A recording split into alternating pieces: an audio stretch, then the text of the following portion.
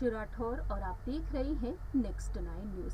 महाराष्ट्र में सियासी संकट दिन पर दिन गहराता ही जा रहा है। जैसा कि आप जानते ही हैं कि महाराष्ट्र में महाविकास अघाड़ी का पतन हो चुका है। बीजेपी के समर्थन से नई सरकार बना चुके हैं एकनाथ शिंदे। जी हां, शिवसेना के प्रमुख उद्धव ठाकरे, जिन्होंने 29 जून की रात लाइव आकर ऐलान किया था कि वह मुख्यमंत्री पद से इस्तीफा दे रहे हैं और 30 जून के दिन मुख्यमंत्री के तौर पर शपथ ग्रहण की थी एकनाथ शिंदे ने। डिप्टी सीएम देवेंद्र फडणवीस के साथ मिलकर इस वक्त अहम फैसले ले रहे हैं।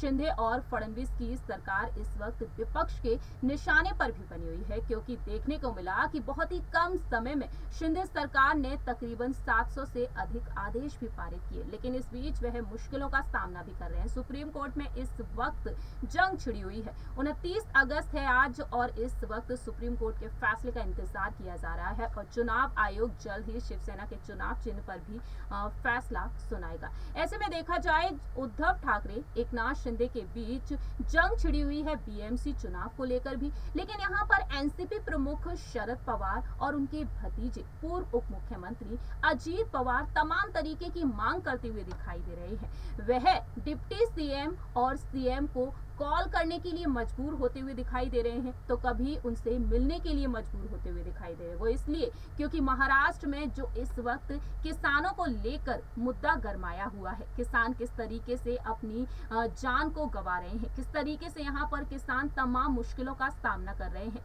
इस मुद्दों को लेकर यहाँ पर एनसीपी प्रमुख शरद पवार अपनी बात रखते हुए देखे जा रहे हैं। ऐसे में आपको बताना चाहेंगे कि अब शरद पवार जल्द ही देवेंद्र फडणवीस को कॉल भी कर सकते हैं, क्योंकि हाल ही में उन्होंने अपनी राय रखी है।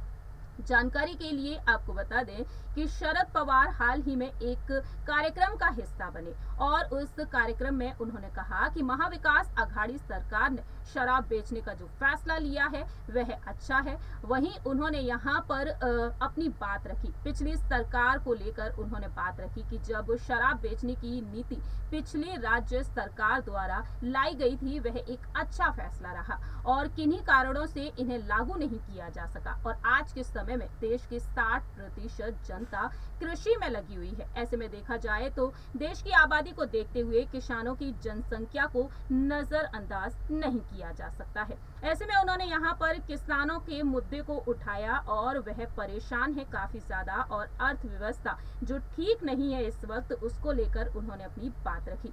शरद पवार ने द्राक्षा परिषद में कहा कि अब उन्हें मिलकर सोच विचार करने की बेहद जरूरत है। उनका कहना है कि इस स्थिति को होने से रोकने के लिए हमें मिलकर सोचना चाहिए। हमें प्रत्येक फल का संगठन किया है, लेकिन देश में किसी और टीम ने नहीं देखा द्राक्षा टीम ने क्या किया है और हम 2 साल बाद मिलते हैं। इस दौरान कई संकट आए, इसके लिए अंगूर उत्पादकों को भारी कीमत चुकानी पड़ी। अंगूर के निर्यात पर 2 साल के लिए प्रतिबंध लगा दिया गया। वहीं उन्होंने कहा कि उसके बाद जो बंदिशें आई उससे अंगूर किसानों को नुकसान हुआ है।